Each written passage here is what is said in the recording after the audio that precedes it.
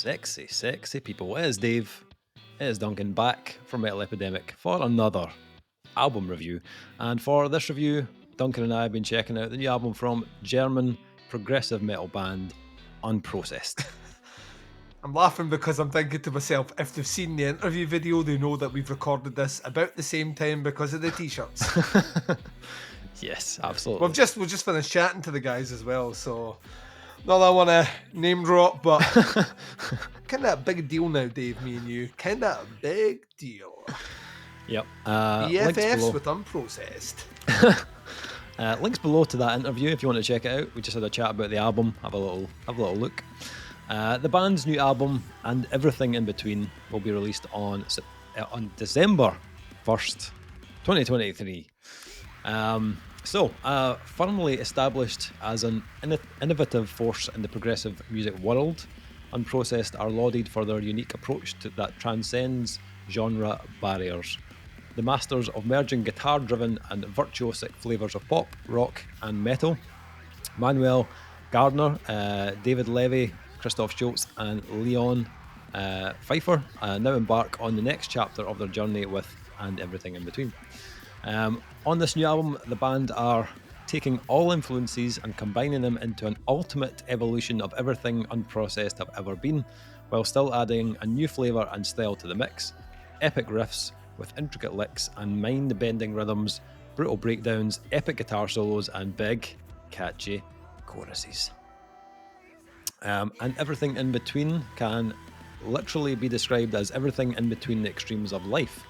Dealing with anger, sorrow, nostalgia, love and fear, the album reflects on the different shades of a personality that everyone is made out of, e.g. there is evil in everyone. Be ready for a whole host of surprises, including a special guest appearance from recent tour mates Tim Henson and Scott LePage of Polyphia. The album was recorded by Unprocessed, produced by Manuel and David, and then mixed and mastered by Manuel Gardner as well. Duncan, Unprocessed. Dave. I had heard the previous album, Gold. Remember listening to that when it came out. It only came out last year. But I hadn't, after I heard that, I hadn't really thought about the band after that. And until recently, the last few months, obviously they were announced as a touring support to Tesseract and Callous Cowboys for 2024. So that was right. Unprocessed, they're back on the scene, not interesting stuff.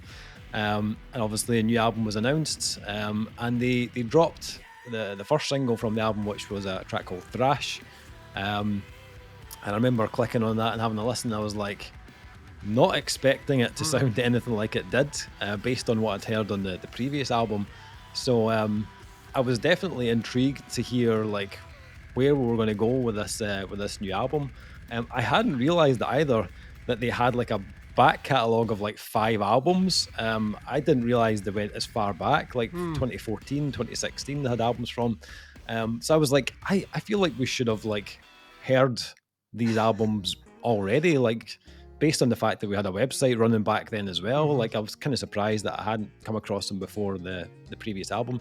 However, I got a chance to go back and have a listen to some of those releases. And you can hear there's been huge kind of adjustments over the years. Their early material had more.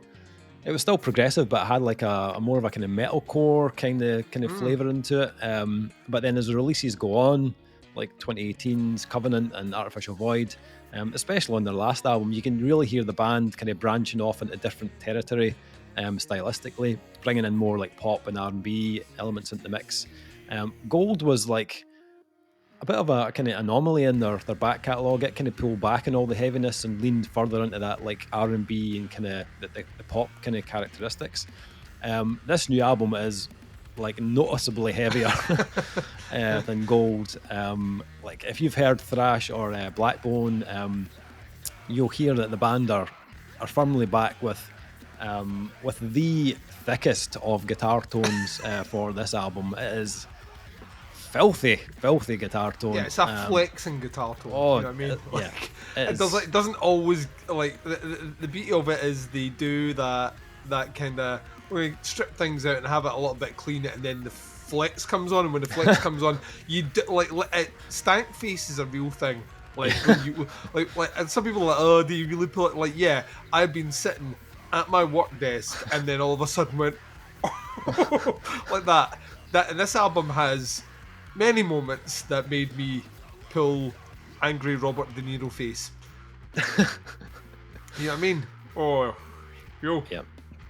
Well, that is it's like just out of nowhere, man. It's fucking out of nowhere, Dave. Some people would say there's no need for it. I would say there isn't, but I'm glad there is. It's girthy. It's definitely girthy. Aye. But quite unique in its sound, and it's something we chatted to the band about. It doesn't necessarily sound like a typical kind of progressive gent kind of guitar tone. It's got a really, really cool mix of different texture and EQ that give it this kind of like hybrid kind of mix of distortion and clean. I really like the guitar tone on this, and it gets put to good use. Let's just say that on this album, when that first kind of big riff kicks in on the first track on Hell, I was just like, hell yeah, let's do more of that, please. You know what I'm saying? Shot for hell yeah. That's what that track is. And yeah, like you're saying, like every track has a moment where you just stop and go, fuck's sake, yeah. Jesus. It's just like the playing on it is just ridiculous. It's incredible. And it's so good that like there's certain riffs that you'll hear that you take a few seconds to actually kind of decipher what is actually going on. You're just like, what's actually happening there? Like there's just a flurry of notes and like you try and picture the ambidextrous nature of someone playing what's just been played, and you're like, is his hand spread? Does he have a seventh finger? Like playing with his toes as well, because there's stretches in some of the placement of the notes that are picked that just are unbelievable. I had to go and because it just Manuel's released quite a few playthrough videos. I had to go and watch some of them just to see like how he was actually putting this together, and it's incredible to watch, like unbelievable. But I like that they do a great job of making sure that those kind of like those really heavy parts don't sound like generic kind of gent riffs. Like it's not like, oh, I've heard this done a million times before. There's nothing worse than the gent band that's like, listen to this really proggy section and now the stock gent riff. Yeah, 100%. That's going to get you headbanging it, and now I get to play the bit that I really want, but no one's going to headbang to that, so we go back, better. You know, you're like, come on, like just do something there. They don't have any shortage of heavy riffs that are still all over the fucking place. Yeah, very unique in places. Like some of the riffs are very just off the beaten path, like not what you would completely expect a lot of the time. They also throw in some hefty breakdowns on this, which I was not expecting. The breakdown end of Lore is just like absolutely huge, and it's got these real like big atmospheric kind of synths in the background as well. It just super heavy. Again, as I said, very unique, and there's something in that guitar tone that makes it sound even bigger sounding than it should be. It's almost like a lo-fi breakdown, like almost like it's a bizarre sound, but it's huge. To counter that big heavy side of the album though, it's also littered with so much melody and just like stunning guitar work on this album. I can't like express how much the guitar work impressed me on this. I think like there's obviously similarities to bands like Polyphia. They're good friends with those guys. There's influences there. You can hear it in a lot of the R&B and the lead work. And as I said, Tim Henson and Scott LePage also guest on the album. But I'm going to go on a limb here and say I actually preferred the kind of the overall kind of consistency of this album to the last Polyphia album. Yeah, it's a weird thing because Polyphia bring... I always feel, and we mentioned this even when we reviewed the most recent Polyphia album, I think what they're trying to do is really...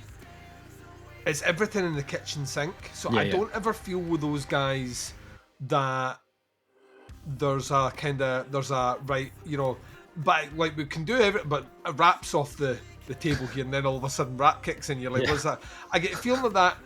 And I think that's just musically how they're brains work. It's actually fitting their music, their playing styles into all styles. Yeah. Whereas with what Unprocessed do is they capture a lot of elements from different styles, but weirdly process them into unprocessed sound. Yeah, absolutely. And that's more a metal approach. Yeah. To kind of almost co-opting different styles and bringing them in than it is necessarily, and I'm not saying that the Polyphia guys are not from a metal background, but you do get the feeling that those guys have tweaked and garnered a sound which captures a heavy crowd in, but it's never real. They're never really always playing to that crowd. Yeah. They're playing to as many people as they can. Unprocessed here have a knack of never really forgetting the core of the sound, and wherever they travel, and they travel far on this album, they know what the root is, they know what the foundation of their music is, and as a result, as far as it goes, it's never a huge jump to get back to it. I think that's vital to the flow of the album, where Polyphia's previous album and some of the ones before that, we've been like that. There's like 8 absolutely incredible songs, and maybe 3 or 4 that, like, they're placement, or I see what they're doing, but it doesn't really fit the flow of the album overall. You get the feeling that when Unprocessed put this together, it was very much of a kind of, right, this can't be beside this song over here. We have this bit, and it felt, and what was interesting about that interview is they said that they never really thought about that in terms of their approach.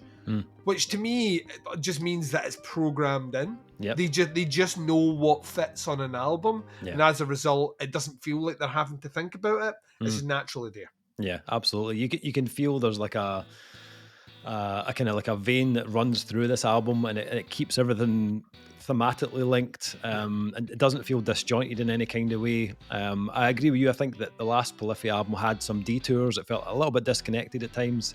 I didn't get that with this release. Even when they do opt for something, more moody, like on Abysm, which had actually, they mentioned Sleep Token in the interview. I had a little bit of a Sleep Token vibe on that track, actually, but it didn't feel like a weird deviation from the album. It still felt within the same territory. So they've got the flow and the tone of tone of this album. Get a little drink, I think. Unprocessed voice there. It's starting to sound like his guitar tone. They've got the flow and the tone of this album absolutely kind of nailed down. Also got some of the biggest vocal hooks that we've heard from Unprocessed so far. They've always had the melodies, but I feel like Manuel has pushed his vocal abilities to the kind of next stage. Tracks like Hell and Thrash, Die on the Cross of the Martyr. Die on the Cross of the Martyr is anthemic as fuck. Absolutely. It's absolutely huge. His range is just fucking ridiculous. Yeah. He reminds me a little bit of Tyler Carter from previously of Issues. His tone goes into a similar vibe in the kind of higher register, which I loved, but he does that kind of R&B thing so well, and it just integrates so seamlessly into this. Same with his kind of aggressive tone.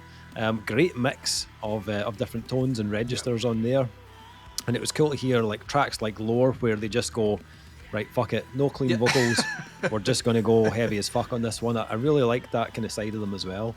It sounds like, to me, it sounds like Unprocessed kind of taking things to the next level in every area. The heaviness, the melody, the emotion, the songwriting, even the intricacy of the playing. When you thought like they're not going to like level up on that side of things, it does. Like, this album has taken another step up. There's a real like few areas where they've taken more risks, and I feel like it's completely paid off. I think this is the best thing they've put out. Still sounds like Unprocessed, but elevated from what they've done in the past. Plenty of variety on this. I felt invested in it the whole way through, and the tempos and the rhythm shifts. There's even blast beats in there at times as well. But for me, I think like the guitar work is just like absolutely sublime, and very like, I'm not a guitarist, but I still found it really interesting to sit and listen to. You can hear other influences coming through, but that's all it is. It's an influence.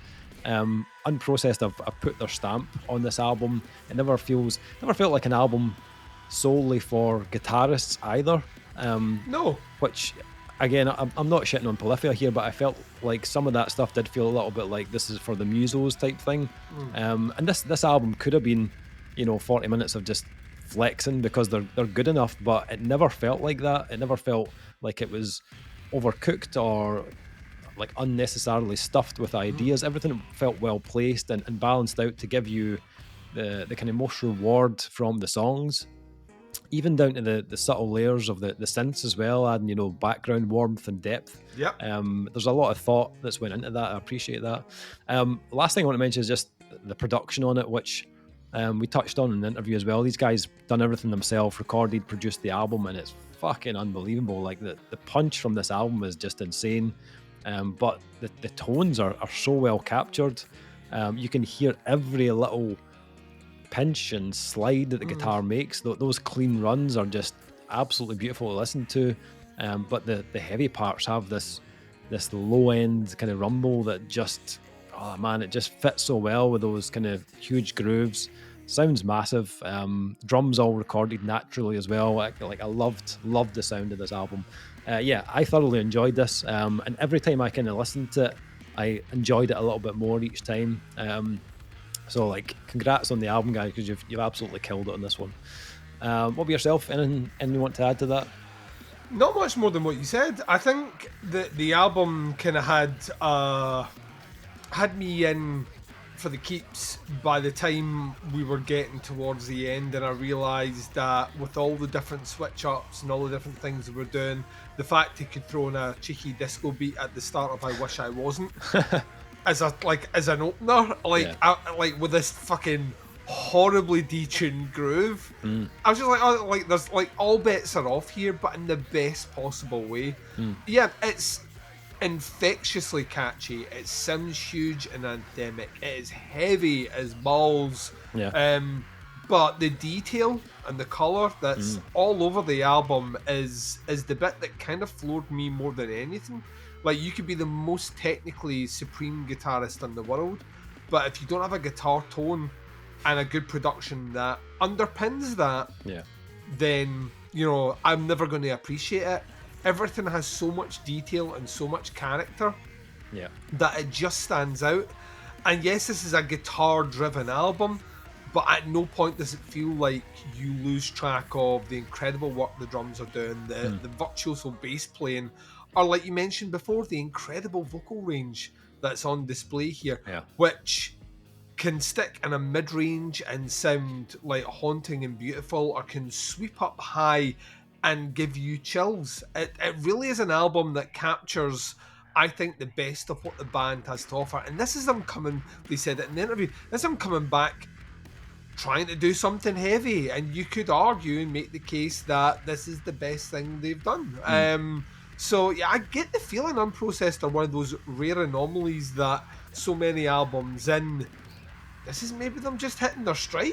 Yeah. I get the feeling that now they are controlling pretty much the direction of where that goes.